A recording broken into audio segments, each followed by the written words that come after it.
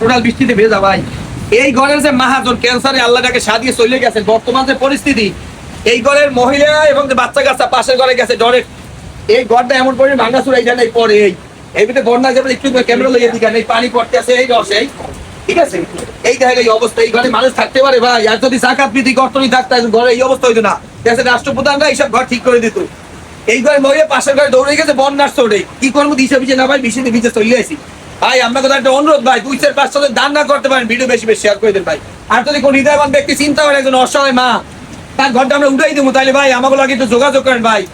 এই যে ঘরের মহিলা জীবনে কোনদিন মানুষের কাছে হাত পাতে নাই, এই ঘরে কর্ণদান অনেক টাকা ইনকাম করতো, কিন্তু আল্লাহর অশেষ মেহেরবানি না কি আল্লাহ কোন ক্যান্সারের কারণে টোটাল মানে ভিক্ষুক হয়ে গেছে, টাকা পয়সা যা ছিল সব ব্যয় করিয়ে লাইছেন। ঘরটা যেমন পরিস্থিতি, পানি পড়তেছে, অবস্থায়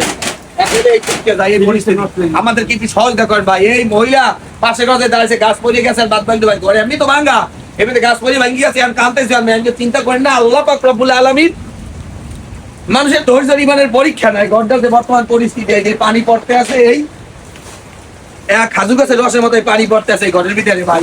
কি করবো ভাই, আমাদের কি একটু সহযোগিতা করেন। আমরা এই অসহায় ঘরটা উড়াই দিতে চাই। বন্যা চলতেছে পুরো ধুমছে, আমি যে কথা কই আমাদের ক্লিয়ার ভাবে যাইতেছে না। এই ঘর যে মহিলা কোনদিন মানুষের কাছে হাত পাতে নাই ভাই, স্বামী ইনকাম করছে, ঘরে বসে খাইছে, কিন্তু স্বামী ক্যান্সারের রোগী, যা ছিল চিকিৎসা ব্যয় করিয়া লাইছে।